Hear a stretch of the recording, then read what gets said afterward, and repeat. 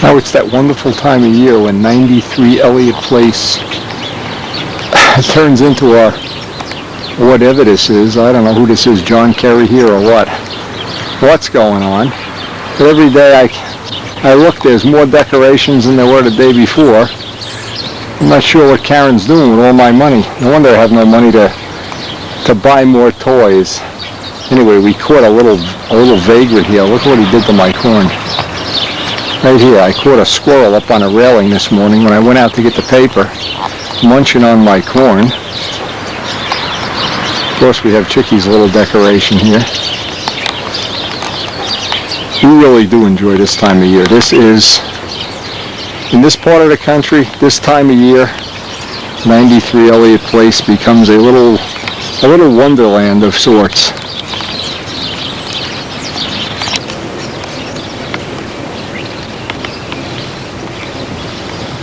It's the time of year our birds get hungrier and hungrier by the day because this cold weather. Really, they're at a disadvantage for finding food, but they love keeping me company, I'll tell you that. They love eating up my paychecks in food, and we love feeding them. Let's get down to shop and get something done today. Time is wasting.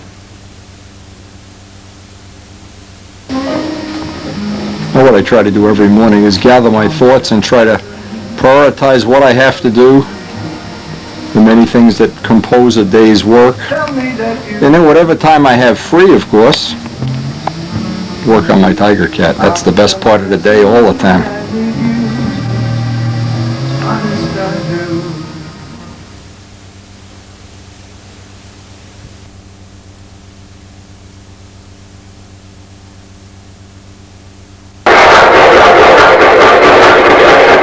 At this time of year, we don't really get to fly every day. I've had some nasty weather come through this week, but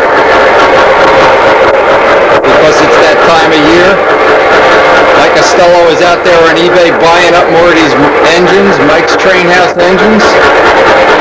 And we just love coming up here and running the trains when we take a break from our work down in the shop. This really is a nice diversion this time of year.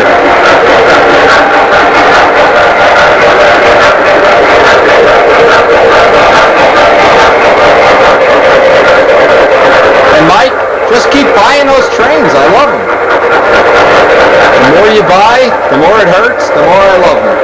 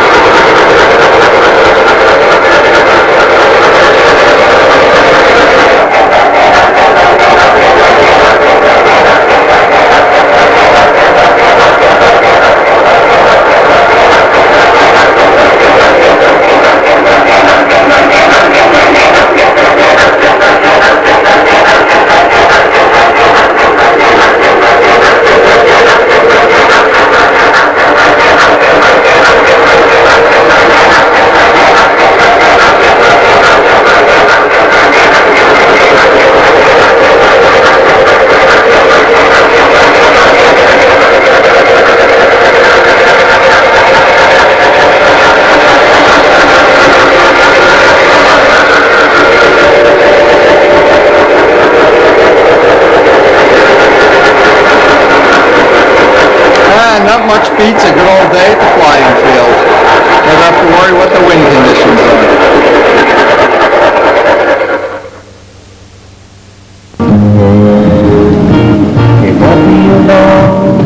This is the time of year that the leaves are already changing, the leaves are already falling, and it's cold. It was 41 degrees when I woke up today, but I really want to check that push rod out, make sure that's going to work fine, or if we need some adjustments, know that we have to make them. Usually people come from different parts of the country to visit this time of year, and they go back with a nice memory of the leaves changing. And we still have the circle burner contest, but we've also got so many other things to do. But I want to check this push rod out today at the field. It looks like we'll have a semi-flyable day here, except it's cold.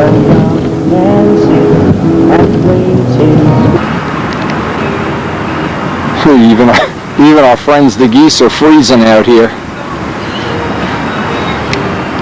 Now, when it's this cold, and it's 44 on my little thermometer, one of the things that you can think about doing is going to 5% fuel as the most obvious.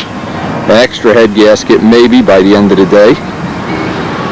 Also, another thing with our new push rod, I want to make sure I have neutral the same or reset it. A lot of times in cold weather, you can move the two lines on the handle one space closer together. In cool air, the plane will always turn a lot sharper and harder. And in this case, we know the motors are going to make more power.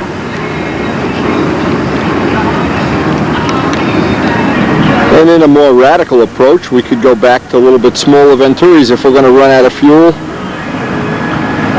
But right now, most important thing, I want to get that handle, make sure that handle is neutralized and that I haven't altered it even in a little bit of a way. And then if the plane is turning too sharp in this really, I call this cold weather, a lot colder than this, and I'll be home drinking coffee. What I'll do is shrink that handle down one level.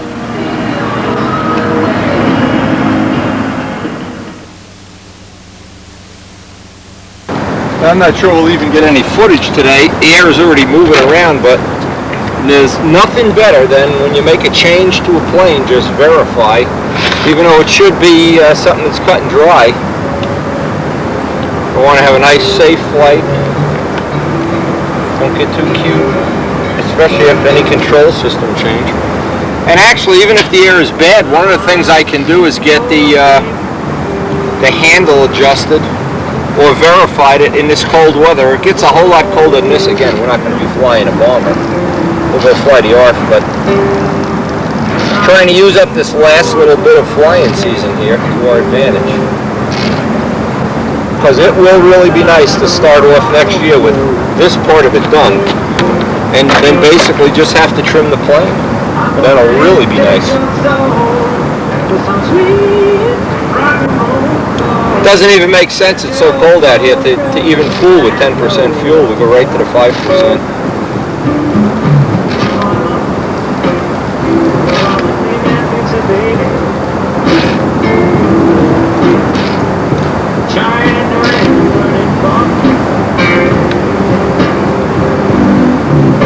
And it's cold. Woo!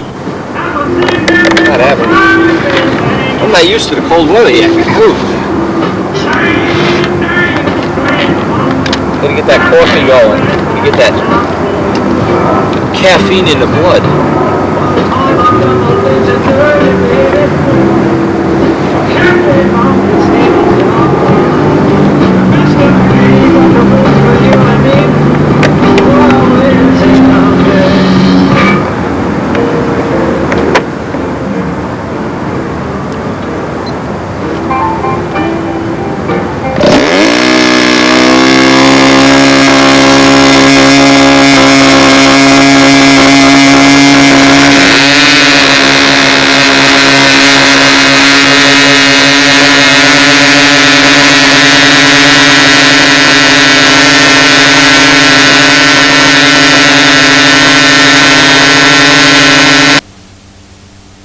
Now, after taking 3 flights, one of the things I want to see if I can show this up on the tape. I started out here, And because the weather is cooler, what I wanted to do is just move both settings in one notch. And what that did for me, it totally put the same feel. The plane now has the same feel as it had in the really warm air at 70 and 80 degrees. It has the same feel now at 40 degrees. So now, one of the things I'll do is I'll just leave a little notation or put in my notebook where I was using this and how many notches this went in. Now, a lot of times I like to go in an extra one just to see when I've gone too far, and then the plane will get soft. So I go, make sure I always start where I started, mark it, go one notch at a time, and then go one too many. As soon as the plane gets soft, back out one, and usually you have a pretty good idea that that's going to be the setting now for this temperature. And we're looking at this temperature probably for the next 5-6 days. Now, obviously, not everybody cares about this. Some people just go out and fly a plane and then don't do any changes. But if you're up to the challenge, you can always squeeze a little more performance out of it. The same way if you have a race bike and you don't work on it, yeah, you'll always go a certain mile per hour. But if you work on it constantly, you'll always get a little more performance.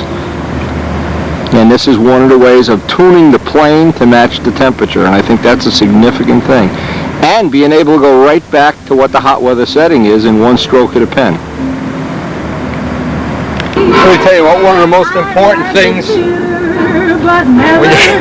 when you come out here in a cold weather, hot coffee. You may think it's not important, but I usually, in the course of maybe flying 3 or 4 hours, you get tired, especially an old bag like me, you get tired. Anyway, we've made some changes to the handle. I'm kind of happy with that working out. And the plane is actually a ½ ounce lighter. I'm not sure if I like it in hot weather yet because we don't have any hot weather, but in cold weather it still has plenty of a corner. And before the day's out, we'll try to get at least one flight on tape, but the air is gone. And when we start in a warm weather, we start early in the morning where you get 2 hours of good air, 3 hours. This time of day, you get, sometimes you only get an hour. I didn't even get an hour today. And then you have to watch out for our friends, the geese, who are constantly flying over here. They never stop.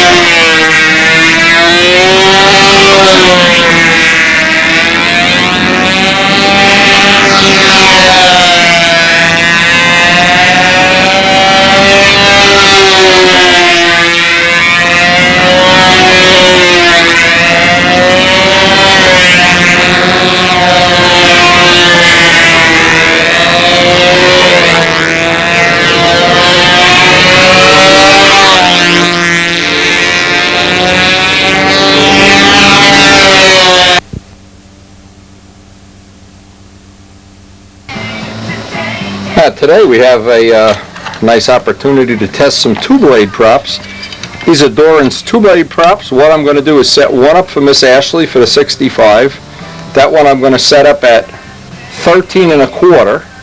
Again, the 3-blade that we're using is 13. I'll set this up at 13 1/4. And I might be able to use that on the 78 also.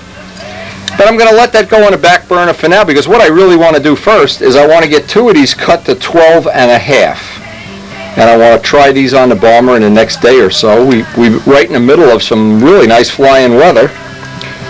We have to do the same usual thing, is etch the hub, balance them, and clip them. And since we've shown that on the previous tape, I don't want to spend the whole day doing that and going over and over it. I'm going to start at 12 1/2, probably wind up 12 1/4. But that'll give us the choice of 3 blades, and those motors are running great, by the way, especially in the cool weather. Everything runs great. And I think getting that extra little bit of prop diameter is even going to be just one more performance advantage that we're going to have. And if anybody's, this is Doran's info. If this is the only video you've seen and not seen the other prop videos, GatorProps.com. How original. Doran Morisano, telephone number 815-227-1915. Anyway, that's a good source of props. Now I always want to adjust the gauge, and I want to make sure I'm not. In fact, I'll go a little bit bigger than 12 1/2, and I can do the final a little bit. You see how much I have left? I want to be to that side of the tape. We're going to shoot for having these props exactly 12 1/2 to start with. Initial cut, I just cut a piece of tape a little less than what I want. I'll cut that part off and then do the last little bit with the belt sander. Always with the belt sander. One of the things I encouraged Doran to do, and I think he did it on these props, is laminated into the middle of this. See how all the grain is going in one direction, but right in the middle of it is a piece with the grain going this way, piece of thin carbon. And what that does, it keeps the prop, if you do happen to nick it on takeoff, it doesn't split. And that's one of the things that I think is really like an upgrade. And the nice thing about Doran, as he's in the learning curve here, he's been making improvements to each batch of props. Gives me the rough cut of the end pieces. And the rest, like I said, the rest I'll do with the belt sander. But I wouldn't want to just wear out my sanding belt, because keep in mind, this stuff really is, and it's definitely no good to breathe it. You don't want to, anytime I'm not shooting video, I have my Wilson mask. Now it's so easy doing two-bladed props that sometimes you get a little casual about it.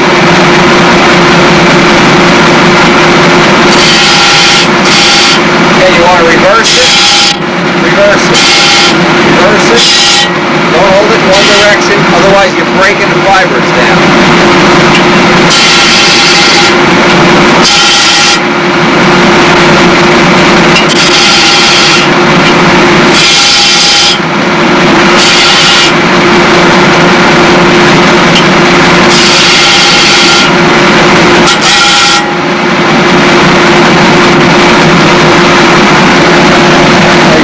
Right up to the line, and I'm using the bottom edge of this tape as my 12 1/2.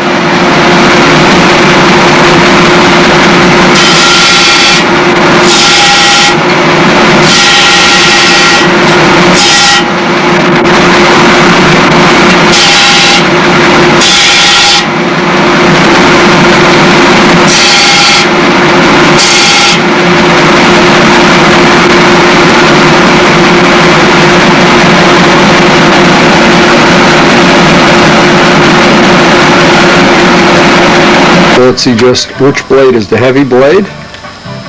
Pretty easy to figure that out. The idea is to take as much of the material off the back of the blade and as close to the tip without changing the shape. Relatively simple. These are usually really accurate. At least the 3 blades were. And he really has, the edges are nice. There's almost no flashing. So I try to radius the edges off. That's one thing. The reason for that is just in case what happens to me, and I'll show this, is I had these edges sharp on the 3-blade props, and I'm cutting myself all up, and I'm wondering where are all these cuts coming from. Well, they're coming from every time you wipe the plane off, It's like having razor blades, so I've been trying to just get the rough edges off of these props.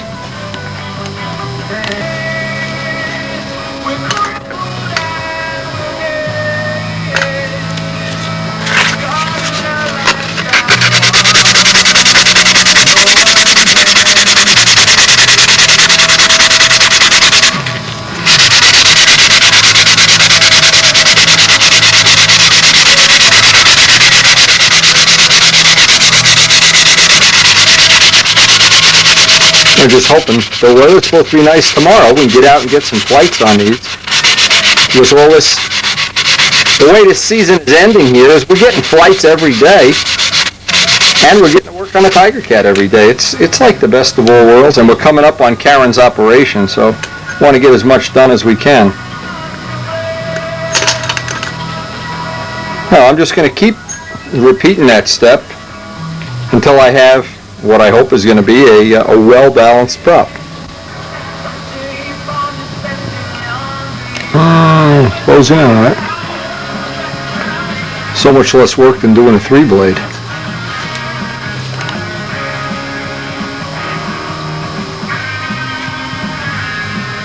Tomorrow we'll be ready to fly.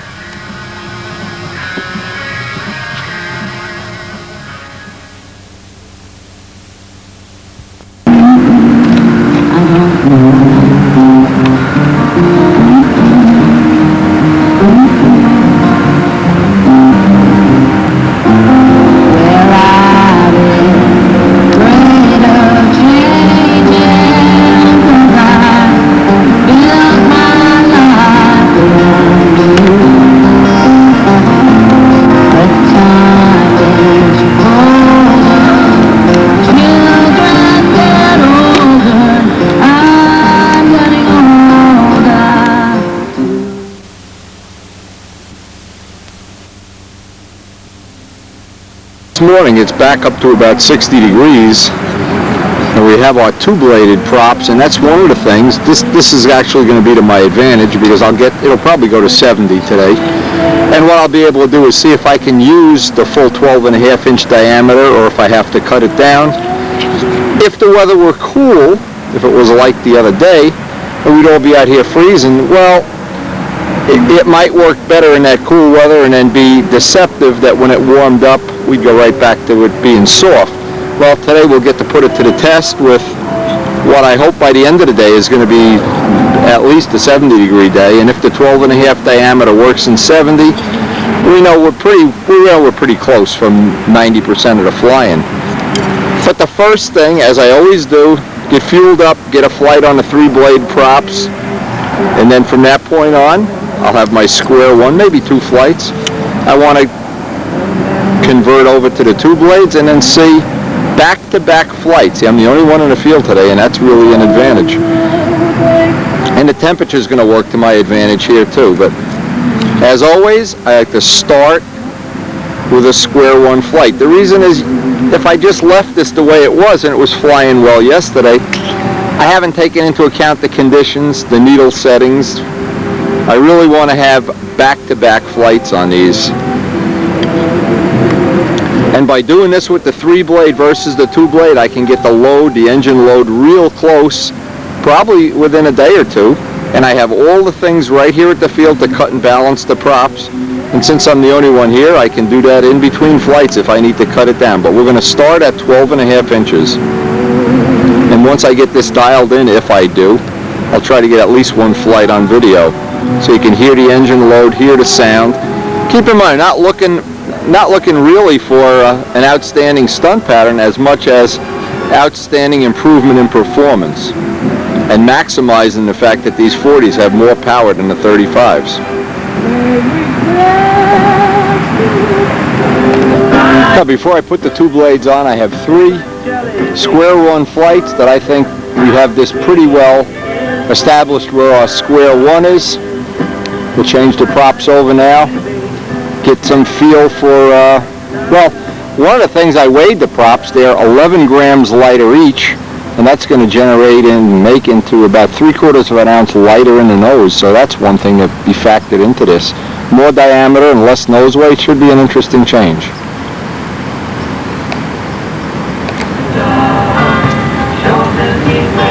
Now we have just taken advantage of, or hopefully going to be taking advantage of, an exceptional day. It looks like it's going to get a little breezier later, but this will give us a chance to do a wide variety of temperature and condition tests all in one day. And we have the field to ourselves. Always a prime thing. Now anytime I take these off, I'll recheck the balance. I have the little balancer right in the van. Always a good idea to check them. One of the things I got to be aware of, I got to make sure I have enough prop clearance. I was closing in on having prop clearance with the 12 inches. Let's see how much we have here. That's close. That's going to be close. Well,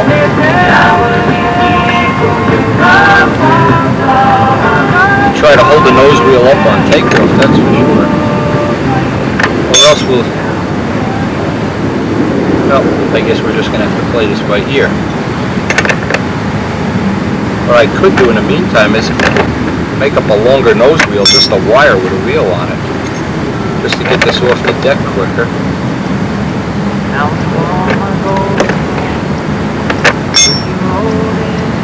It's a nuisance getting these things set. So I don't want them to stop like that and ship the props up.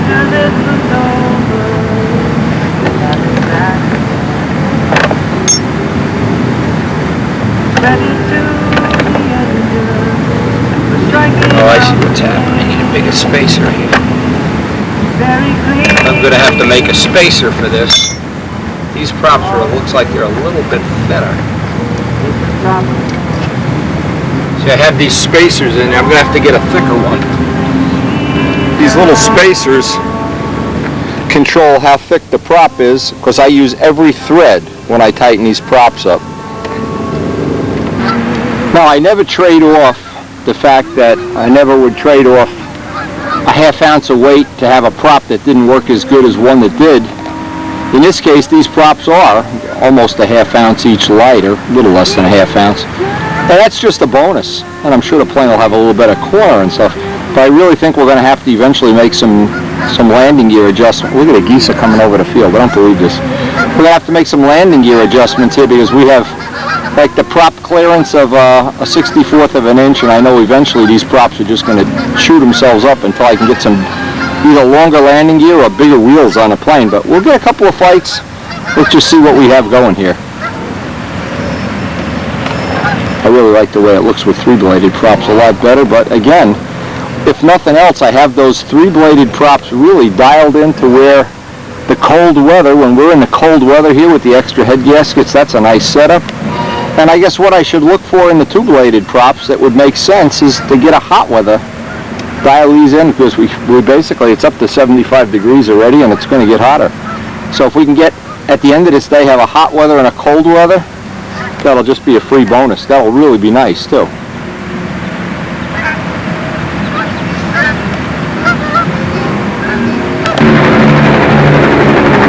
Now, it's really an issue. I didn't think it would be this close on the ground to the ground.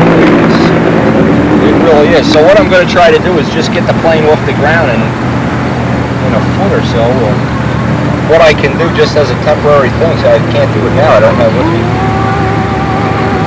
Just make a longer nose wheel strut. Anyway, we want to get some flights on this. I want to get a square one.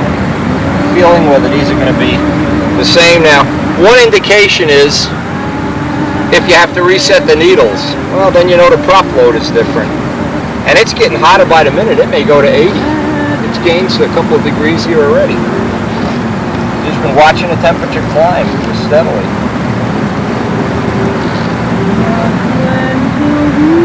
And I know right now my three blades are just perfect for that cold weather. That was the last couple of days. We've just had one good run after another.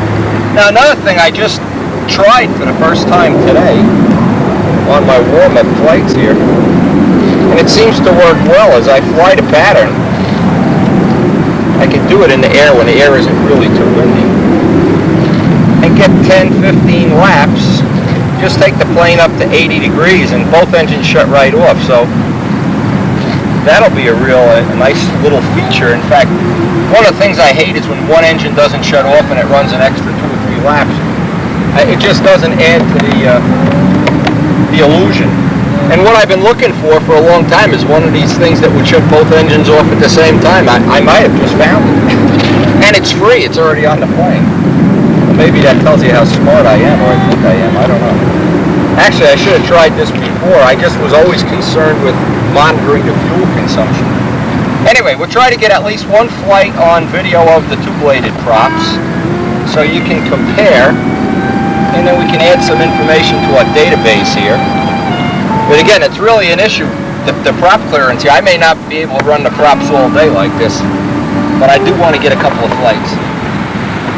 And I don't want to cut them down. I want to see if these engines will turn in 12.5s.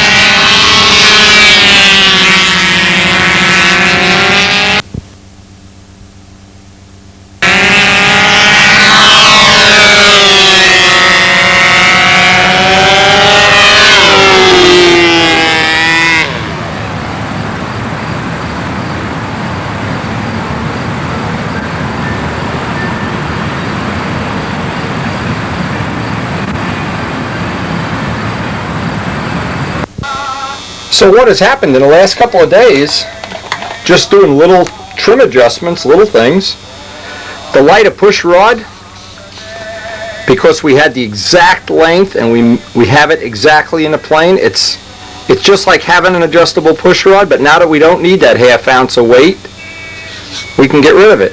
And the lighter props, almost an ounce. There's only one problem that now we really have to do. We really do need. We need prop clearance.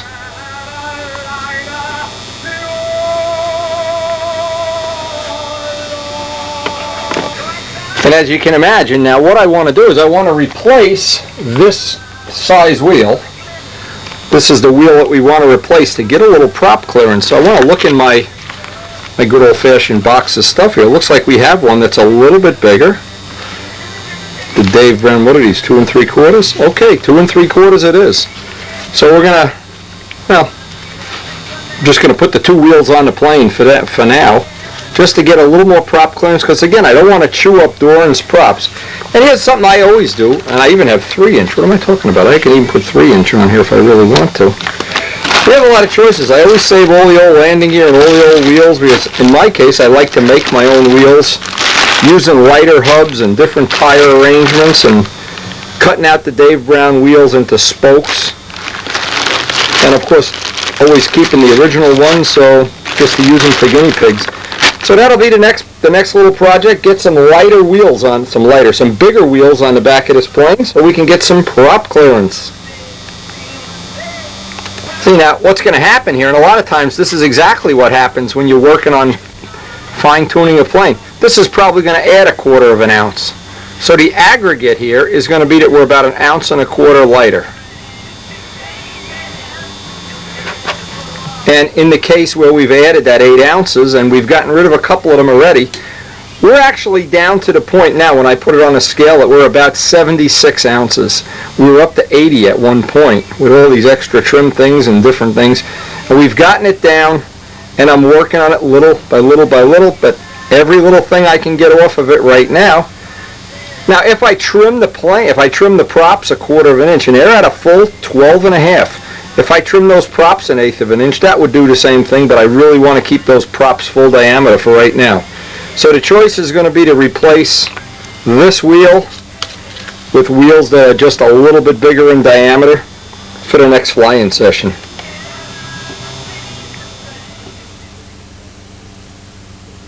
Now look what my lovely wife just purchased. Look at this. Check this out.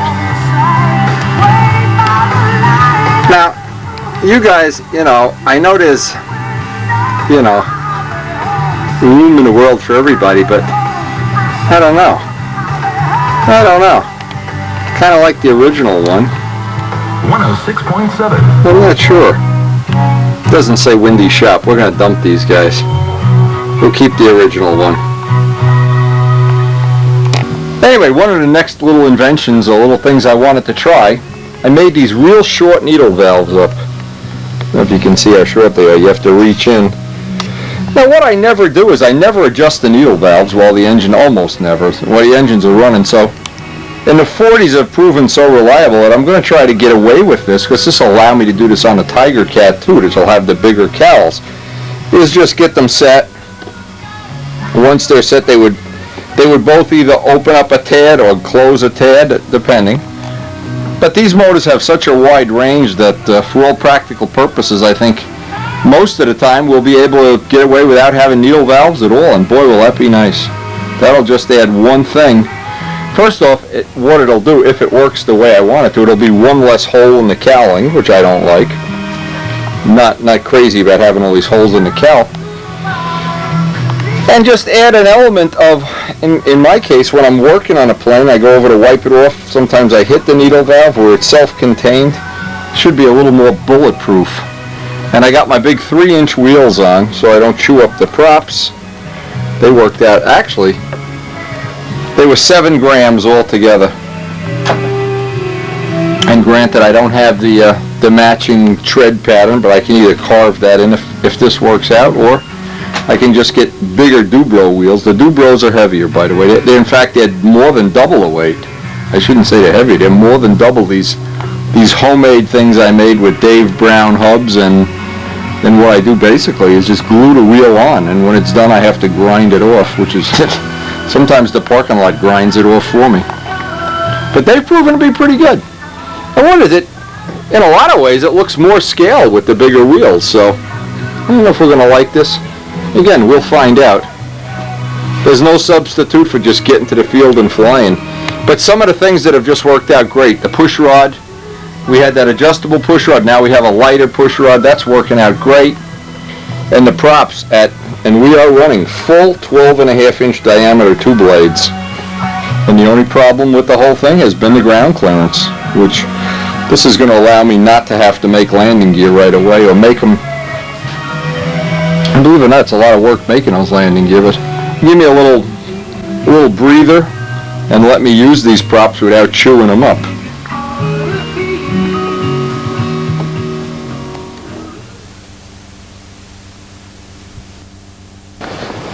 And I noticed something.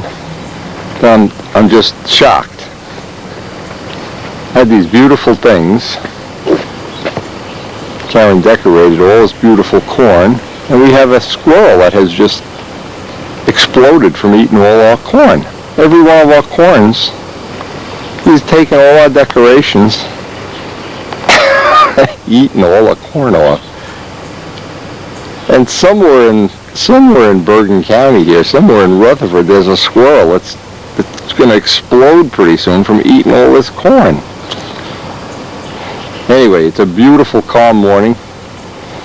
We're going to try to meet Bob Zambelli for breakfast down at the little Lincoln Park Airport right by our flying field.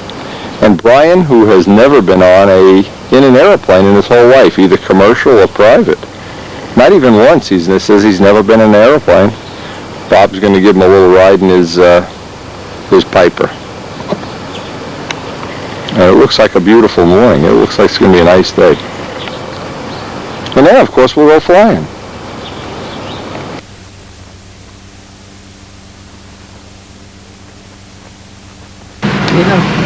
Guilty party, guilty as charged. Look at him eating my corn. Look at him. Look at this little guy.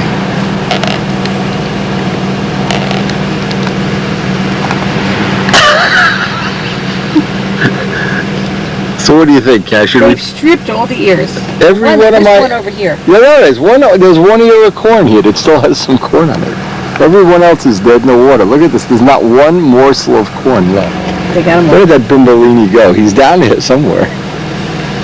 And he acts so innocent. He's like, oh, they made a mess of the porch. The whole porch looks like somebody unloaded a corn freight car or something on my front porch. What a guy. No, unfortunately, we had to cancel our day with Bob Zambelli. The weather turned sour, and down where he is in the Philadelphia area, the airport was closed due to fog. So we're going to postpone that for the second time. But I still can't believe he ate all my corn, and he thinks he's so innocent too. There were two, not just one. There two? There he comes. Look. Oh, here he comes. Here he comes. Here he comes. Look at this. Karen and I are sitting in the car, and he's irreverently eating our corn. Look at this. Look at this. Look at this. Look at this.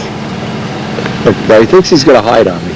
Yeah, Wendy will never know I'm down here. Yeah, right. Oh. It is a wonderful time of the year, except if you want to go flying in a IFR in Philadelphia. I guess we lose on that one.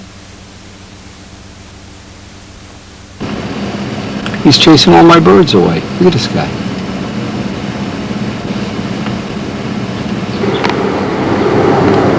I'm going to eat all your corn, Ertnowski. You'll never be able to decorate your house for Halloween again. Look at him. It's like he's laughing at us. Mm-hmm. He's simply just eating our corn and laughing at us. Well, it looks like it started out to be a kind of a crummy day, but boy, by the time we got to the field, the leaves are changing, and I don't think it gets a whole lot nicer than this. This is week 1 of the 2-week contest at the Circle Burner Field. This is the closeout end of the year contest. And I see everybody's already practicing here in the early morning. That looks like Zambelli flying now. Now what we had planned to do is, yesterday was supposed to be a day we were going to take Brian Manow for a ride, Zambelli was, in his full-size plane. And it was so foggy, the field was fogged in where Bob keeps the plane, couldn't even get out of the airport, so we've postponed that, but boy, it sure looks like we've made up for it today. Looks like a good one today. Now I think this is, if I'm not wrong, this is a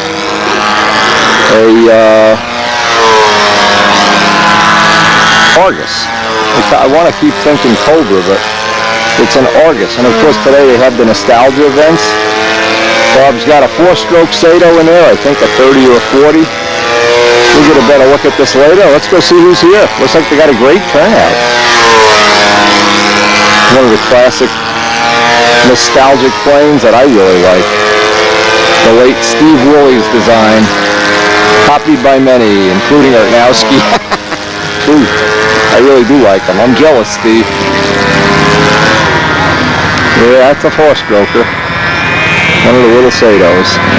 We'll get a closer look at that later. See, the Harleys are out. The leaves are changing on the trees. Oh, that looks good. You look like you got the right job today. Yeah, I think so. Standing by the furnace. People who live in California don't know about this. This is called cold weather. How you doing, Mike? Hey, Wendy. How's the finger, okay? Oh, yeah, all good. Good. Quaker Town, and the guy just started laughing. Just like you did. Yeah. I'm laughing now, don't I worry. thought he was going to say, am I on candid camera or what? Brian says to me, does this guy really have a plane? Or does he just make this up?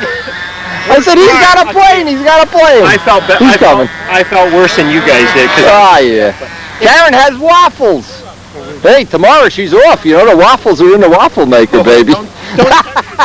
Take enough. If I didn't have a meeting tomorrow morning, I feel sick today. Meeting? What's a meeting? I don't ever have a meeting in the morning. The caller ID says you called from New Jersey. I said, well, I got sick and I got so sick I couldn't drive back from my... We call it hooky days. I go down to field Thursday. Everybody's at the field except me.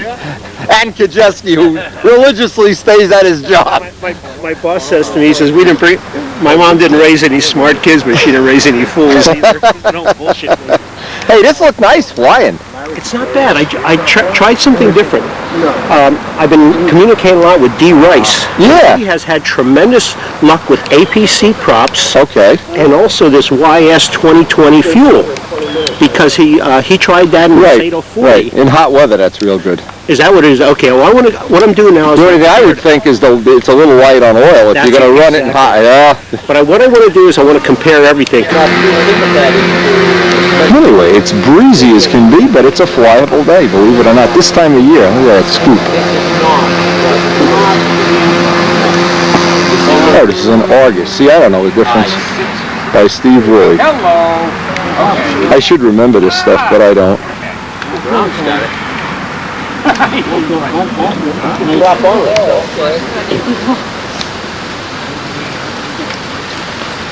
Yeah, they're only flying old time and classic today. No big stunt. And unfortunately, it looks like the wind is already starting to come up. Yes, I did. You were right. I have to pull out.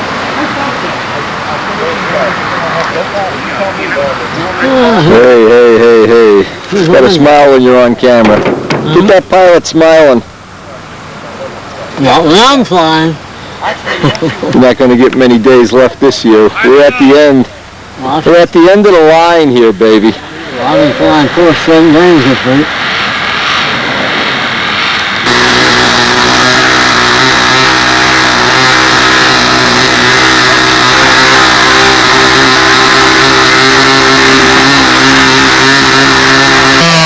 Tom Hampshire's Aries. Another classic. And boy, I wish we had all day to stay here. This time of year, it turns out you get these days where it doesn't look so good in the morning and then the sun comes out.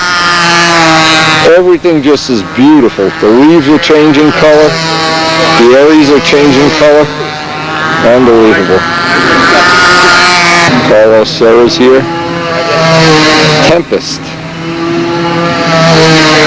I think this is a Bart Lipinski design, but I'm not sure. Carlos was working on this years ago. Got a nice flying plane, too.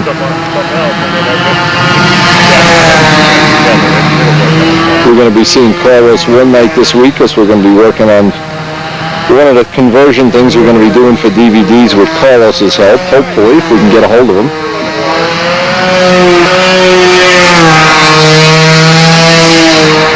Looks like they got a little issue going on up by the canopy here.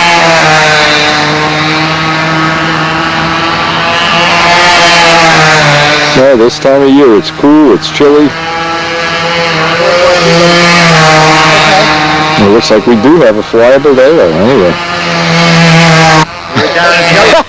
You should see us yesterday, Mike. We're at the field. He had his plane out of the car. I never took my plane out of the car. Oh my God! It was Flushing. Hey, was it blowing at Flushing too? No, it was nice. It was nice, good. Wow, it was blowing by us, boy. Well, it was windy. I said, you might have something to do. Hey, I got a family. What are you kidding me? Tell my wife. Tell it to the Marines. I gotta, you know. You guys think all I am is a model plane nut. I'm just a plane nut, all right. We were saying the same thing because he's. It was terrible where we were. I flew here until about 11 o'clock. It was okay. No, I told you that, Bryce. Sometimes you do come up here, and it is. By our field, in Richfield Park, it's horrible. And you come up here and you get an hour or two of flying. I figured since it Needs more decals. As it gets holes in it. Oh, man, this thing looks like it's got cancer or something. was so Not like those Brodak arfs that are a lot sturdier. happened this time. The trees blowing. Oh, boy. Beautiful. Trees are changing color by the minute.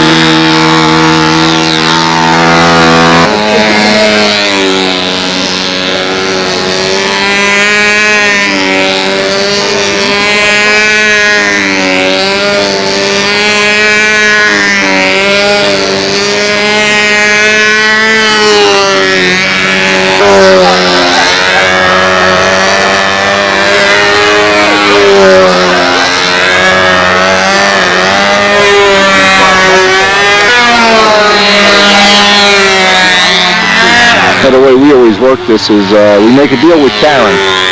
She has some chores for us to do, but we get to spend the morning here, and then we do our housework in the afternoon. So we're only going to get about a couple hours of the action, but it's always good to be away. To be away from the lawn mowers and snow blowers and hammers and sheetrock equipment, molding table.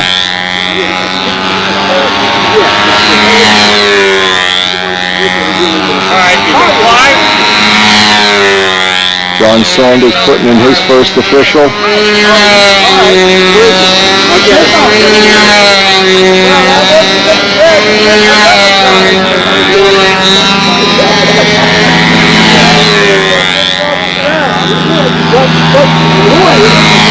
So this would have been a day to take a ride in Zambelli's plane. It's KV visibility, not a cloud in the sky.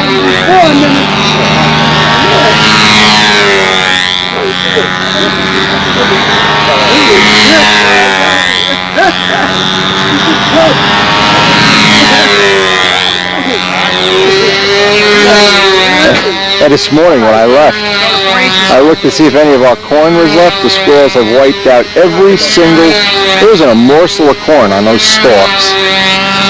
They have just wiped it out. And whatever falls on the ground, the Blue Jays get. Unbelievable.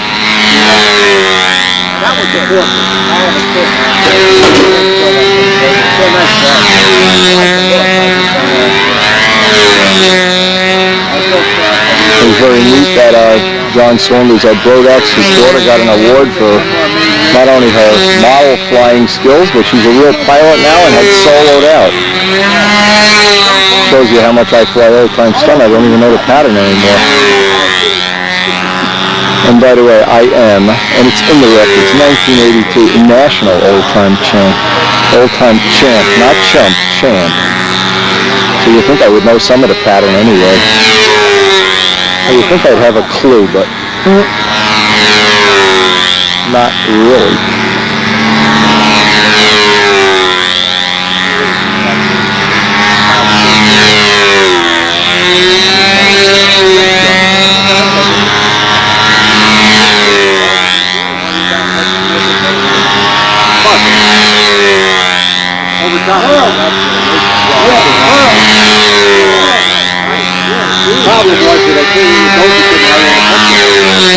And I always figured that anything after the end of September, this is the first week in October, anything after September in our part of the country, it's like free lunch. It's like living to be 100 years old. Whatever you get after 100 is free.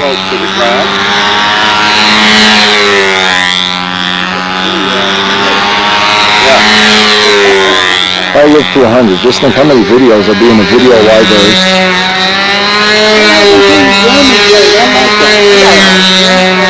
It's a scary thought, isn't it? 100 years of windy videos. You should buy that company.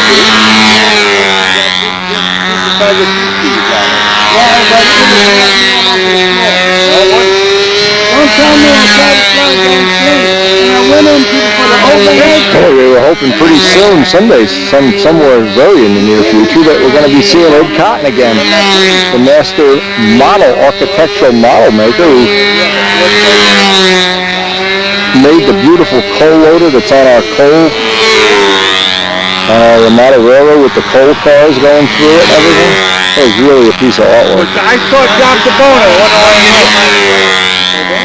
There's the truck. We'll make him judge. You're on deck, Jim.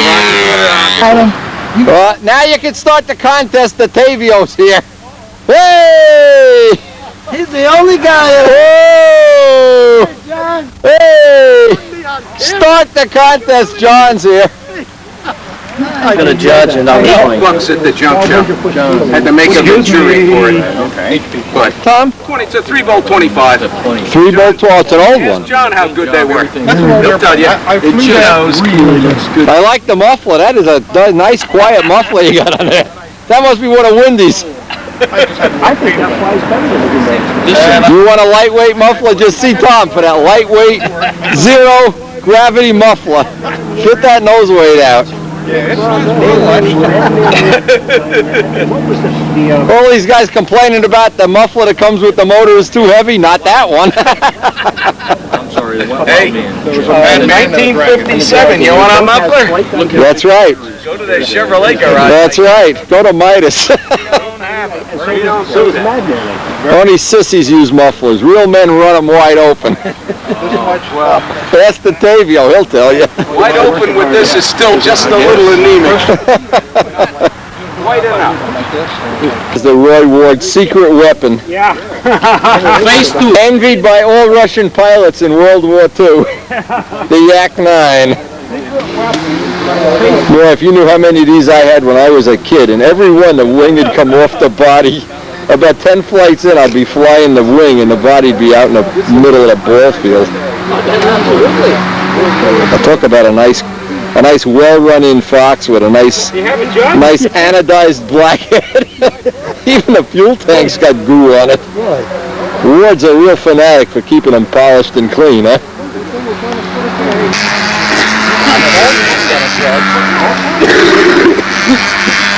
You get a free computer every time you build one of these.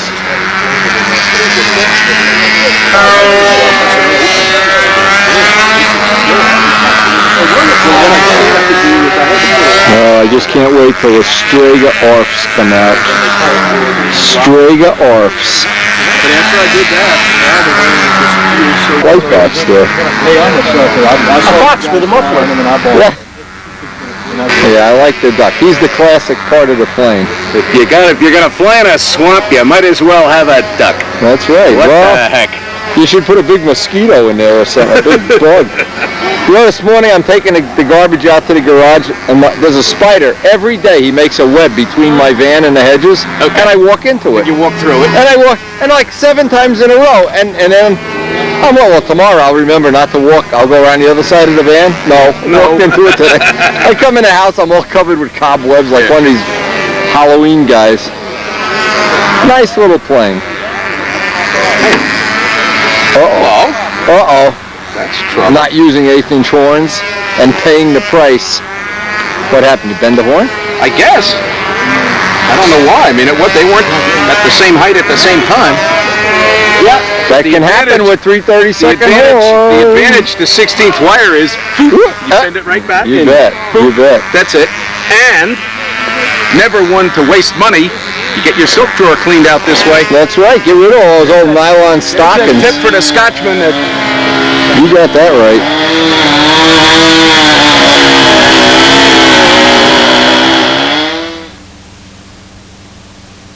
Can't make this up. This is really cool. Now check this out. The guy's in the business of not making the... Happiness is that the dogs don't bark. And the dogs are all barking.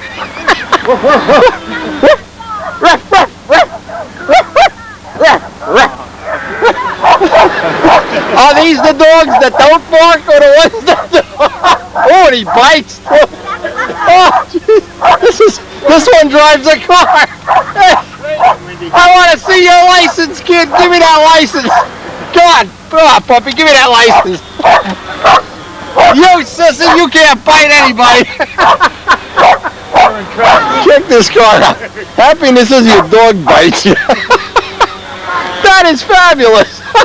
Oh, I love it. Come on, boy. You show that Wendy who the boss is. Can you teach birds how not to bite? I got a bird that needs training. Oh, man. That is great. I never saw this before. Holy mackerel. Oh, look at this. That is great. Hey. Oh, my God. Here's the number if you want to get bark busters on your team.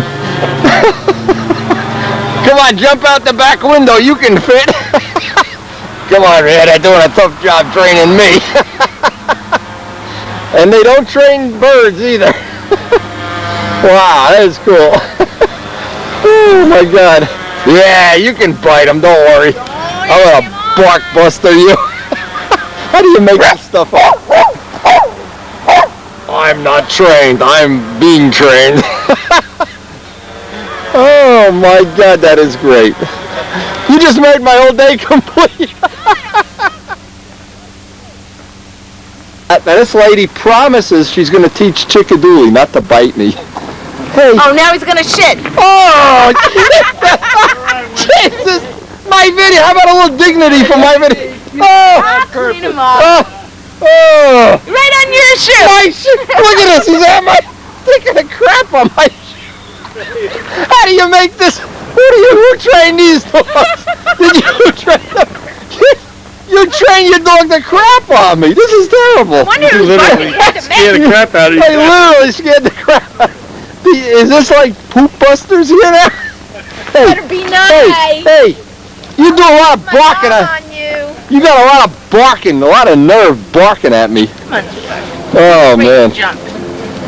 Boo-boo-boo-boo. You made our day complete. Bark busters. That is so Here, cute. you have to hold them while I get the poop thing. Right, get the poop thing. I'm holding these crazy dogs. Hey, you're tying me all up in a leash here.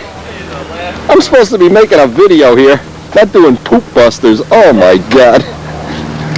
Larry, it's really poop busters. Look, how smart is this lady? She's got me watching her dog. Look at this. Uh-oh, she's got the pooper scooper going on. You holding a dog? Why don't you hold a dog? You're a ladies' man. Dogs? I'm a man's man. I don't walk dogs. Oh, nice. Where's the Tavio when we need him? Oh. Bite him. Get him. But look, I'm all tied up. I'm like I'm going to torture school here. Is that hard? Should I get a video of you? Hold the dogs, Larry. Be a man. No, you hold the dog. I'm all tied up. This dog's pooping on me and everything. Look at this. Unbelievable. Look, he's loaded. Oh, another one's Hey, get away from me. This one's having sex with my shoe. I don't know what to do. This is more fun than model airplane. And now here's Larry Scarinzi. Larry's dog training in. Where's your poop? Hide your shoes. Oh man, my shoes are all filthy. Wendy. Oh, Dark dogs. oh, wait till Buzz Brodak sees this. Buzz, you can't believe this. For the tender trucks and stuff like that are also turned. I've got a piece of, several pieces of brass. Now, tell me the Fitting. story, Ron. Tell me. Well, these are, these locomotives started, as my brain actually, they started Wow. as 280 Japanese imports in HO scale. And basically what I do is I bought them and I tossed the superstructures of both of them and scratch-built brass superstructures in quarter-inch scale. So this is ON 30 or ON 2.5, if you will. That runs on a HO gauge track. This runs on HO gauge track. No, this is electric. Yeah, in fact, we've got digital sound in these things now. Yeah, in fact, a friend of mine helped invent it, and so that's what we're running. Things like the cow catcher, did you cast that? No, Now you have two of them. One is number one. Number one and number two, yeah. Number one and number two. Look at this. Silver solder a lot of the stuff. I use a jeweler's torch with a And you made it from copper from a U-boat? brass. Brass. Brass, yeah. There's, Whoa. you know, all the brass fittings on the U-boats. They all have find them? four to the U-853 is off of Block Island, and then there's three off of He's a diver. That's yeah, and right. then the U-352 and the U-85 are off the coast of Carolina. So you just go diving and steal some brass off a Nazi submarine. Is that how that works? We go to Home Depot and he goes down in the ocean. It's called salvage when you cut It's it called off. salvage? You mean if I go to somebody's, like it's out in the ocean, I just take it?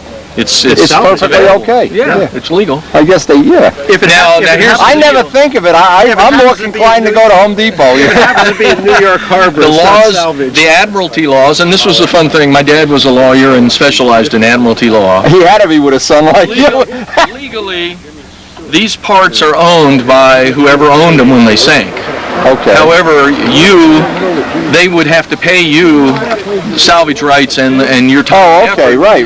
If they wanted to reclaim the parts. And typically what they're doing, these are, I'm talking brass tubing and brass rod and stuff like that. How preserved was that stuff when you found it? It's got coral encrusting on it, but if you turn it, as soon as you hit it, As soon as you turn the surface off. oh my gosh, he looked at it, and this is my buddy with the machine. Hey, Mary.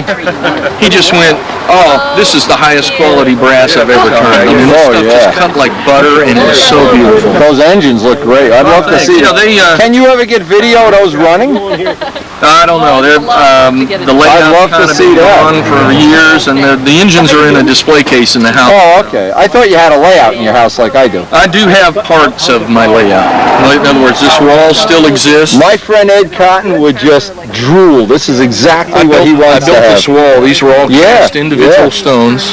Yeah, I did all my own plastic And casting. these are all rock castings with hypercal and they're carved. Yeah, Almost to the point where we're turning away. that is beautiful. The track is scratch built. Those are all individual wood ties, obviously. We have a lot of work. And then, just did the You same. know, it's funny, anybody that builds model railroading, model trains, model planes, cars, they all have the same thing in common. You look at somebody's handiwork and you say, whoa, You learn patience and you learn just how to detail. The nice Well, thing you about learn it's not like the computer world where, just give me, something for free. I push a button and you got to work for things in life. 300 to 400 hours in that locomotive Yeah. building it. I agree. And it really ran well. This one took Do you get a look at these, Ray? These are pretty cool things. This one took an award at the National. Whoa. Ray's got an interest in trains too. Oh, okay. Pete Hermans would like to see that. That's great. Uh-oh, Barking Boy is... Yeah. Brian, check out Barking Boy. You ever build any live steam? No, this is electric. I figured those were. I was wondering if you ever did. No, I hadn't. I worked for the railroad for 5 years. And worked a long day. Number one and number two. Yep, that's got the whale back there. Come here. Get this bird out of here. Will you get out of here? Wait, get off of me. This is pretty cool. I got some pictures today in today's mail from Milk Graham out in California, and he has found us several things of really good quality anyway. These are, and I'm reading from his note, Joe Birdies, I'm not saying his name right maybe. Anyway, he found these at Sepulveda Basin. And wait till you see the last few in this collection of stuff. Now he's also, I think, copied Charlie Reeves on this, and Charlie Reeves is going to go wild when he sees this. The jets, of course, we always enjoy, and I'm one of the propane jet fans of all time. Anyway, look at the Sato motor on this. Zambelli, eat your heart out. Look at that. And boy, I'm so impressed with that steam engine that Bob's friend made. Wow. The more I think about that, I think Ed Cotton's going to be eating his heart out. I hope that guy can send Ed Cotton the pictures. Anyway, we've seen these in real life many times, or on the video, I should say. Really neat. Check this out. Now, this is where I really have to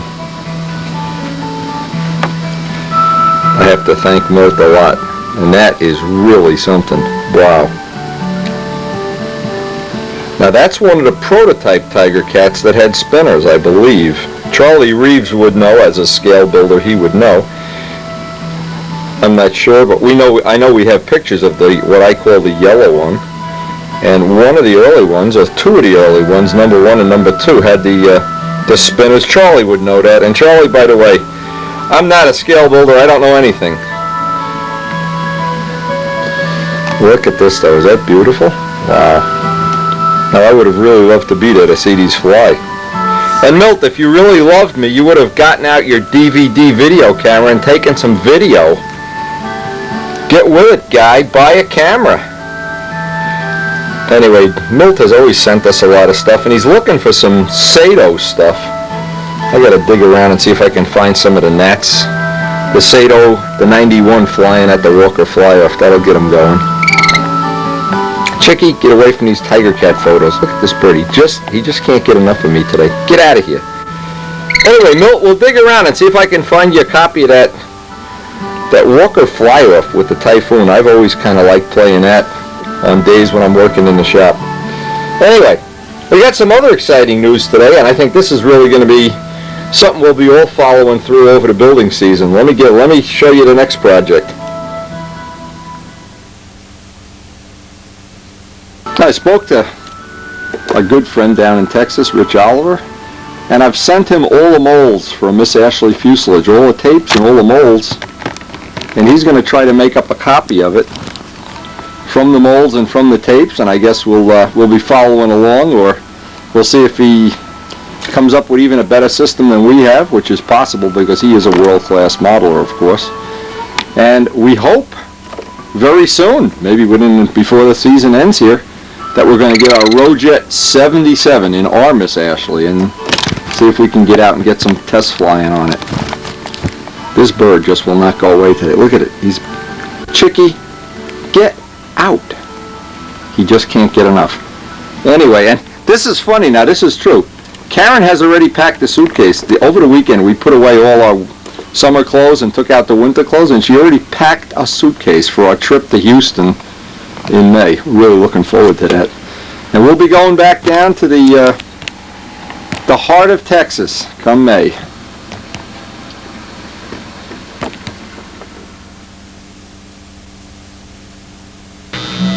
Now, one of the things I really like about having all my construction adventures, if that's the right word, on video.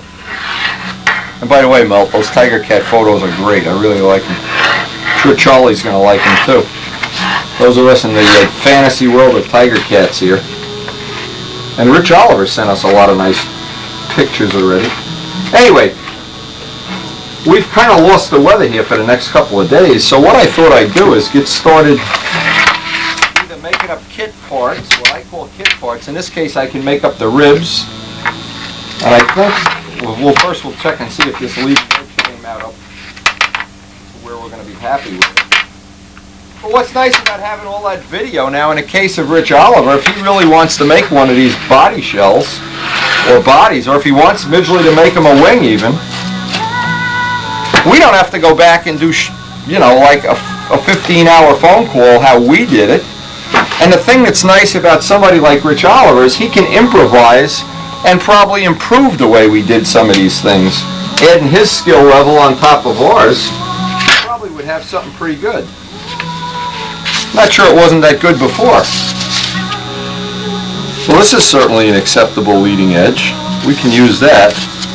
And that's Again, making a flat tail, our goal is always to get all the dead weight out of the plane that we can. And not to just pile it on or put linoleum finishes on or anything, but try to really engineer up some quality engineering that will result in a light plane. Now, in the Tigercat case, we're looking to get it under 70 ounces if possible. And you can't start with a 5-ounce tail. It just isn't, you'll need nose weight and everything. So getting the tail light, straight, and strong is going to be job one. And that's certainly a good start, having that piece. That'll get us started in the right direction. Started on these parts for the stab because I usually use this table for doing epoxy work. I want to make sure I have the table perfectly clear because what I'm going to do is be laying out the stab. Now the other thing is I've already off camera checked to make sure the table hasn't twisted or gone not level. Very easy to do. And we monitor it. Les monitors it more than I do. He goes and gets IBM cards and levels it off. But we need it to be level. And step one is we got to lay out. We have a rough plan already, but we need to lay out a real plan for the stab and elevators. And many times I've started doing this, and it's really embarrassing. And right in the middle of it, there's a lump of CA or something on the table, and it chews up what amounts to be a really good piece of wood. And anybody out there knows it's not easy to get good wood right now, especially C-grain 16. Seems like you only get the minimum you ever get. You don't get any kind of supply of it. So let's get started on that stab. Now you laid out the drawing that Les had enlarged here because it's the tail area that I care about now. Now I'm going to lay out, I already have a drawing, but I want to make sure I'm in proportion here. In other words, I don't want to make a tail where, just as an example, where this ends out here, or that this sticks out the front. I have to really proportion this right. And so I need to take some dimensions. Even though I have a scale up of the stab and elevator, I'm going to have to massage it a little bit because I want the span to wind up to be about 26 inches. That's what the A26 and the B25 are. And I think scale it would be a little bit more, but I want to keep the proportions. There's a lot of things we have proportion-wise here that I really think are significant. The plane looks good in corners. If it gets too big and long, it doesn't look good. If it gets too short and stubby, it doesn't look good. I'm happy with the proportions, but I need to get a real accurate outline from the top of how I want the stab. Basically today I'm going to work on a stab because tomorrow I hope we have Johnny's the wing back from Johnny all cored out and we'll start joining that and put the bell crank in and everything. But this'll give us a day. It's not a fly-in day, so we can spend the whole day. Even if I just get the stab made up, we'll be one step ahead. But this is an exact scale drawing. The length of the body is 52 inches, and we're going to live with the 52 inches, but we're probably going to do what we did with Paul Winter's plane, is just maybe take 1/8 of an inch off the whole perimeter of it, just to make it look a little longer and thinner. Again, you could make it perfectly scale, but there's no reason to. This is not a scale model. But getting this proportion right, and what's nice about this plane, the tail sits relatively high in the fuselage. And when we mold the fuselage, we'll be able to mold this piece right here. This will be rock solid. There'll be no flexing in this fuselage at all. That's one of the nice parts about doing it the way we're doing it anyway, and I think that's going to be a good way to do it. On the Mylar that I made, and you can see I have one laid right on top of the other, this is how much I've decided would be appropriate to take off. About 1/8 of an inch top, 1/8 of an inch bottom. I need to extend the nose. That's going to be important because I have to keep the proportion right. The wing actually gets 3 inches bigger, and I have to make up for the fact. Otherwise, the wing would end up here. So I need to take out a piece right in the middle of the wing and extend this forward. So what I've done is, just to make sure, because I'm going to work on the tail next, I'm going to work off this drawing, and I sketched in where the tail would really go. But the problem is, see, I don't have enough rudder left at the end of this, so that's going to be a problem. Now I have to readjust all my dimensions because I don't want, what I want to have is the rudder sticking out past the elevators, so it'll be more scale. When I did the mock-up, look at this bird, get out of here. When I did the mock-up If we didn't have a rudder, it wouldn't be important, but or the other choice is we could just live with it and live with the fact that it's not totally scale. But again, this is the hard part, is trying to massage things. The nose will be a little longer, I know that. Again, because the wing root... You know, I'm working! Get out of here! Work? Is this work? Karen doesn't think so. And then we need to stretch the nacelles forward so that we keep this proportion the same, or else we lose the whole look of the model. But the next thing is to get out that... Next thing is to get this bird, get him a girlfriend. Next thing is going to be to get the drawing that we're going to build the stab and elevators off and start cutting wood.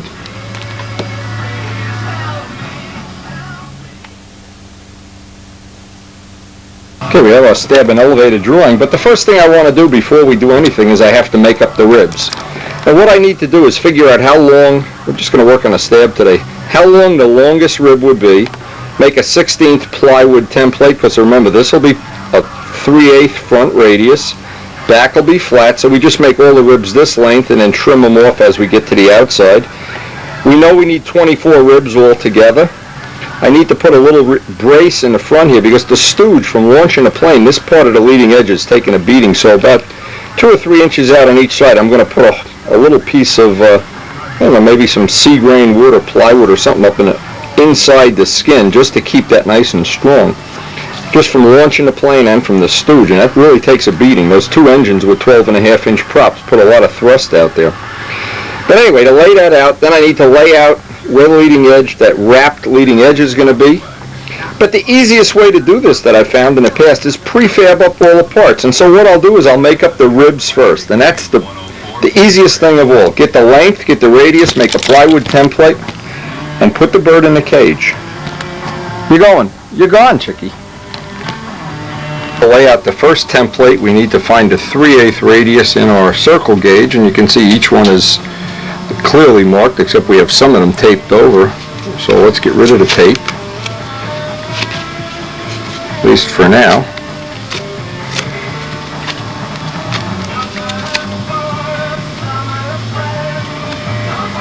Well, what's nice about this is we have a lot of choices as to what size, we ultimately want to make this. But we're looking for the 3/8 one. And believe me, going back as far as the original sweeper, the original one, 66, 67, flat tails, this was a good way to make a flat tail. Now, it's easier for me, and I know this will be parallel if I do it this way, even though I know I'll make this bigger than it has to be, and then just cut the ribs off.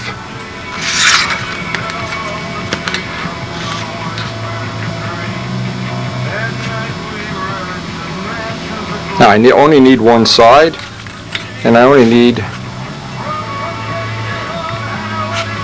fact I need a little bit more, like I said. But anyway, this allows me to get the lines parallel.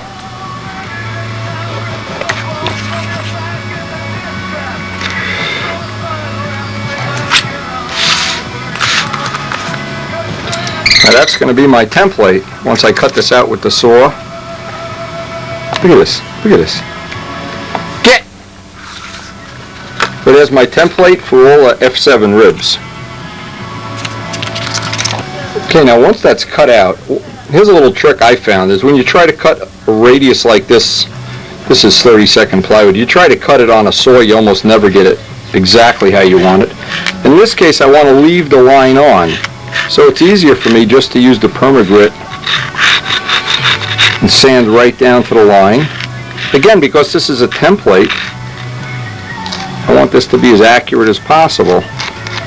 Now the other thing that I really want to have, and I'm going to start it right now, is I'm going to keep all the templates that I make when building this plane. Mike Costello has already used a lot of the templates that I made for the A26, and it was very handy when we did the repair to have those templates. So any part that I make, I'll get an envelope going and get templates for everything. And what I do every time I make a new plane, I always have a documentation of the templates, the plans, And let's hope we're never going to have to repair the Tigercat, or if somebody else is going to build a Tigercat. And since we'll have a mold for the body and maybe molds for other parts, this would be a significant thing. This would save them probably 100 hours in the course of building a plane. But any plane I build, I always like to save the templates. That's number one. That's always on the wall in my shop. I have all the templates for a lot of the planes I even built in the 70s. Example, if you look back on the wall, these are the plans for Tradition and the plywood doublers. These are templates for everything. Having templates for everything, when you have a plane like Tradition and you want to replicate it or rebuild it, boy, it pays to have those templates. It's just really worth it. You want to make a lot of parts and you want to make these really accurate. The easiest way I know of, set up one of the strippers. In this case, we got to get it accurate, leave it a pencil line oversized so we can just put them all together and sand them together. Right there, looks like we got it right on the money, a little bit less. And now we'll strip off enough wood that we can stack them all together. Now all we have to do on one end is put the radius, and we have all our ribs done in one stroke of the pen, and they should be very accurate. Let's hope. Really critical that we use a piece of sea grain for this. I really don't want to compromise. It's real easy to reach for that lightest piece of wood in the whole pile, and then you don't have sea grain. I really want to have sea grain, if nothing else, for all of the ribs, all the skins. Actually, everything except the leading edge, I would like to have this sea grain wood, and that adds a real good element of stability. You don't get it pretzeling up on you. And now from this, once I strip off enough of these, I can just cut them to length. And by the way, it's all these little time savers that seem to make building a plane just a lot more fun than if you sat with a razor blade and cut out each piece. I mean, yeah, you could do that, but they'd be inaccurate, and they'd be a lot less. They definitely would be a lot less accurate than if you use a stripper. This is the easy part. Once you have them, just a question of laying each piece on top. Leave a little bit extra.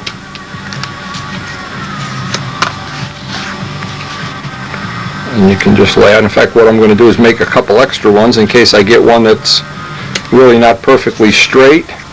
But again, the most important thing that I've found is just getting it sea grain. If it isn't sea grain, almost guarantees you have a pretzel of a tail. Somewhere down the road, you have a pretzel. Now what I try to do is lay these flat on a table and then run a few pins in. I got to find pins that are long enough here. This basically holds them all together. It also leaves a pinhole in each rib that we want to have so these can vent a little bit. When we put this out in the sun for the first couple of times, don't want to make sealed little boxes that puff and might cause some distortion. Anyway, by having on a flat surface, now I can just sand in that leading edge. Put the template up there and sand the leading edge. Now you could, of course, make a template for both sides if you want to be crazy, but I think in our case, because these are going on sheeted surfaces, this is certainly going to be accurate enough. Now the last step is to put it down on some flat surface and get them all exactly the same height.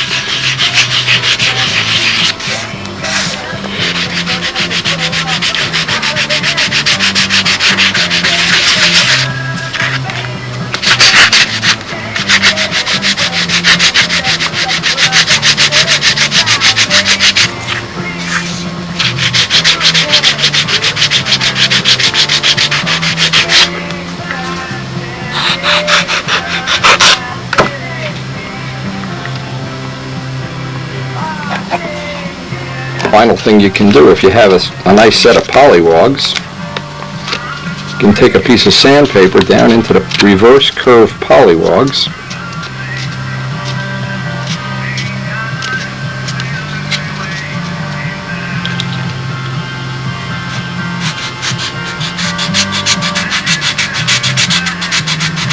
put a final little curve on that to make sure it's exactly what you want. I want to leave the pencil line on.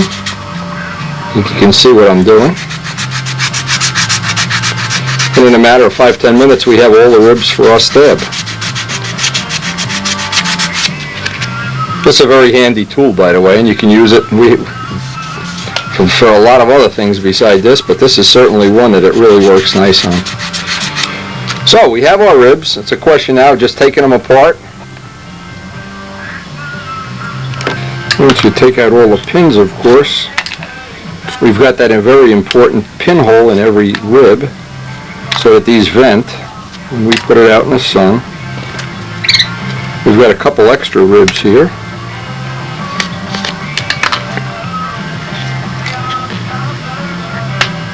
So just by using a couple of simple techniques, we have a real nice set of ribs. They look like lollipop sticks. And we'll obviously save our template. Good technique for cutting up these, which I think almost everybody agrees the flat tail seems to work well. And it makes lining up the plane, especially a take-apart plane, it's almost a must. Is to take our leading edge piece, lay a ruler on the side. Well, let me just show. One side is always bigger than the other, but try to trim it out so we have two sides relatively equal. And then we'll do the final little bit with the sanding block to prepare this. We'd like it to be just a little bit over the diameter so we get a nice cut on it.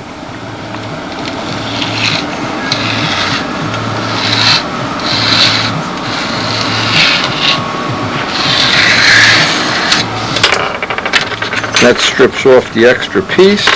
Now we have a piece that's relatively the same. Now we need to get this onto the sanding strip that's on the table and get it perfectly even. Now I want to have this will just establish a nice straight line so we can laminate in our bottom sheeting. Because we build these the way I've been building them anyway, and we've built plenty of them. I'll bet we've built 25, 30 of them in the time that we've used flat tails. And this way always seems to go quickly and accurately. Now that I have both of these lined up well, now I can start to lay out my bottom sheet. I can lay out my leading and trailing edges and what's going to be my bottom sheet right on the plan itself. Then I can take it over to the flat table, tape it down. In other words, I'm just using this plan for a pattern to lay out the bottom sheet. Then I can take it over to the flat table, tape it all down to the table, and I know it should stay straight for the whole time we're under construction. So the first thing we did is lay out the sheet all by itself. The next thing we need to attach on the two leading edges on the bottom sheet.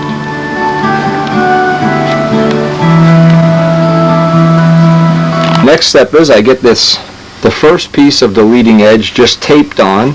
Then I can flip this over and run the glue seam on one piece, and then of course repeat it on the other side. The tape holds that seam nice and even, and I don't get any glue bleeding through on the blue, or blue bleeding glue on the boo. Okay, I have the leading edges joined in, the seam sanded. I took all the inside parts and put a couple of nice thick coats of thick and thin CA, so I built up the inside of that, made it a little stronger for the stooge. Laid out all my lines with a 90-degree tri-square for the ribs. The ribs are 3/4 of an inch apart. And then I'm going to start at one end and just start laying my ribs in and put them right on the line. I have the skins taped down to the table, and I've measured this part of the table as ultra straight. So as long as nothing is up in the air, as long as that sheet stays flat, we'll be building, we hope, a nice straight structure here.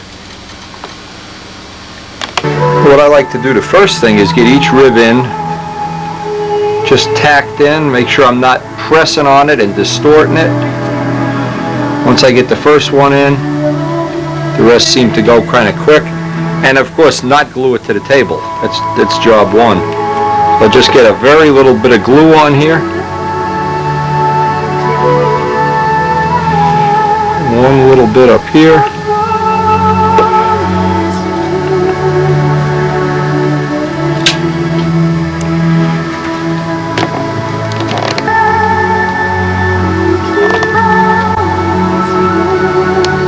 Here, because now I'm...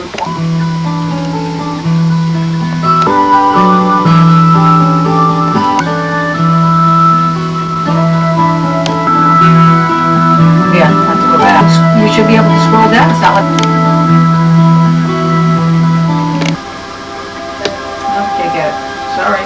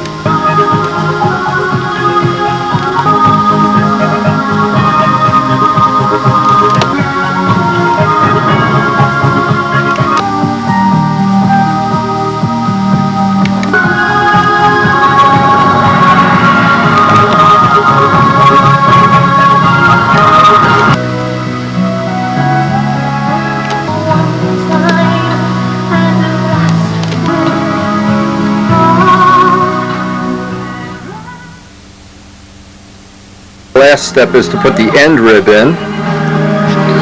We got to put the one on the other side, and then check that we have a nice straight. Because it's made right on a table, you would think it'd be pretty straight, but it never hurts to check. But you can't use a lot. You can't use any less wood than that and still have a nice straight structure. Nice and straight. So what I'm going to do now is I've just put a few drops of glue on each rib, but now I can make the equivalent of a permanent glue seam on every rib, right up into the front.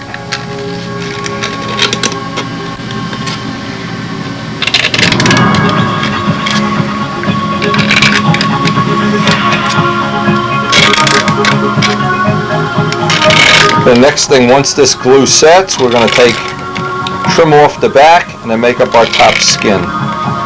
Same thing with a piece of 16 sea grain. What's nice about this whole system is it goes so nice and quickly, and it builds up straight every time, unless you have a crooked table, or unless you have Chicky helping you, which once in a while we have that as an excuse for a crooked part. But you can see how the glue just works its way right down into the front of each cavity. That builds up nice and straight. Boy, that's a nice way to build a stab. Decided to put a couple of extra little half ribs right up here where the plane normally would get launched by the stooge, just to reinforce it. I'm just paranoid because both of the other planes have some little where the wood is dented in from the stooge pulling on it, so maybe that'll solve the problem. I was going to put some cross grain wood, but I think that'll make it a lot more practical, because a majority of the time that we're flying this plane, we launch it with a stooge. Okay, the next step is just to get these trimmed almost even. And I'll take and use that sanding table edge to get the last little bit off.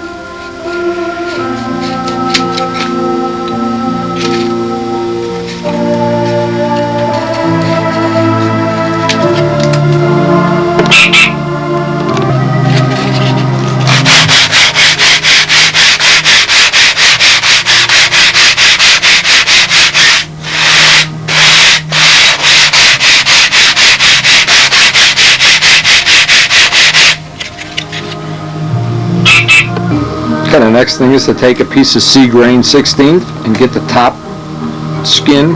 Where we get the strength from this type of construction is the grain goes parallel to the trailing edge and tip to tip. There's no joint in the middle. That's what builds a lot of strength there. And it's free strength. There's no extra weight. This, as there is when you join two pieces and you have a stress riser in the middle. getting a nice fit on this is, of course, a little bit of a labor-intensive thing. But what I try to do is just constantly pick up the high spots. In this case, I have a little bit of an angle. I can take off a little bit more of an angle. Very slight amount. Make sure we got a straight line. And sometimes it's just the slightest little amount that you've got to deal with to get a nice fit on that.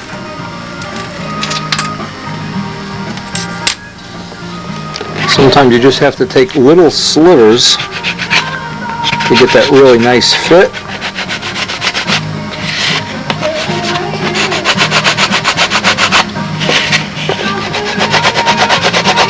It pays to take a little time because this is one of the joints I don't want to see in the final product. The next step is we're going to do this with aliphatic, and we're going to do it under pressure. So what we're going to hopefully build in is a compressed piece. We're using thin Elmer's glue. Any aliphatic is fine, by the way. Just want it to dry slowly, and I want it to dry under pressure. Because we've got the flat part of the table here.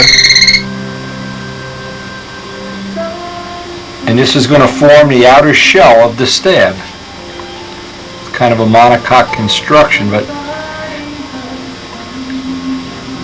this here I put the ribs 3/4 of an inch apart instead of an inch, just to make it a little more rigid and to avoid some of that sagging. The A26, you can kind of see the ribs coming through, and I really didn't like that.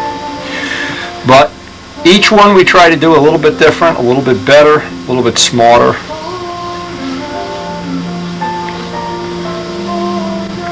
And while this is drying, in fact, we'll just let it dry overnight.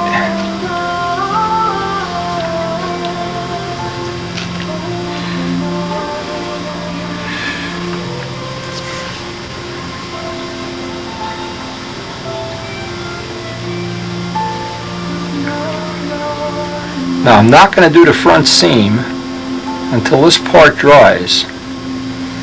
This can dry, and it's going to, well, I'm going to let it dry overnight. That makes it easy. And then we can pull the front seam in.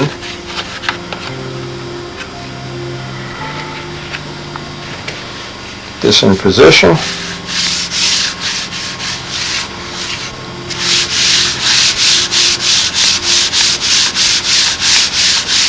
And what I want to make sure is that I have a tight joint, so this will help snug it up while it's drying.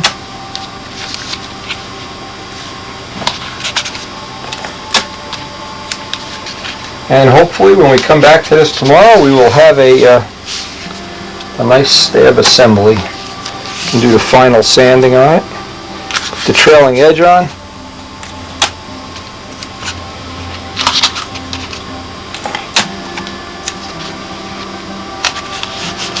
And again, when I do that joint with the thin CA, that'll be the final piece.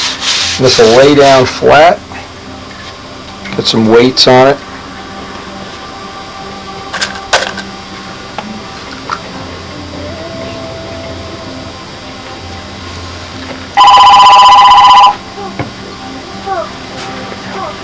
Let me get the phone.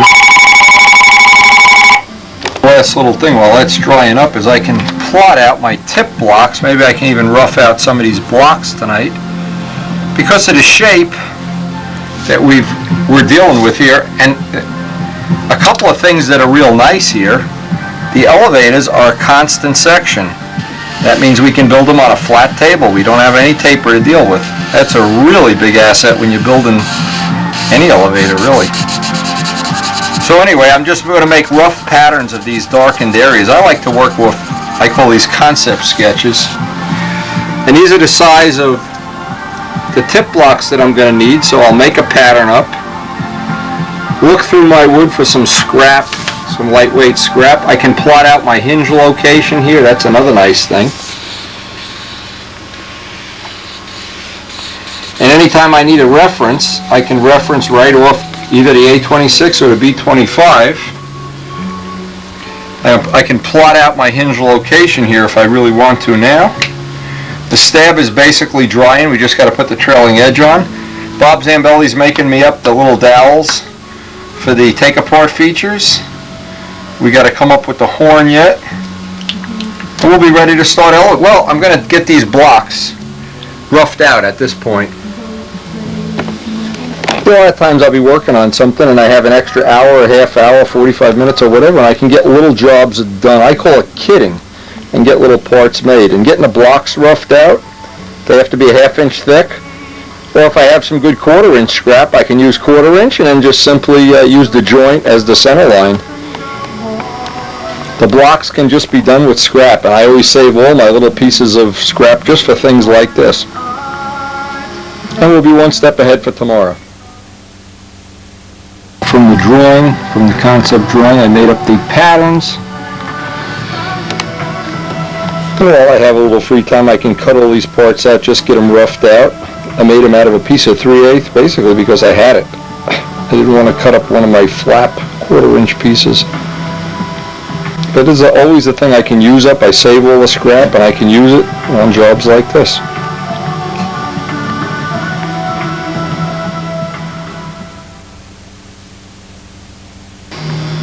I got all my blocks cut out, and I did them all way oversized. They're about a 1/4 inch oversized because when I glue these on, I want to have plenty of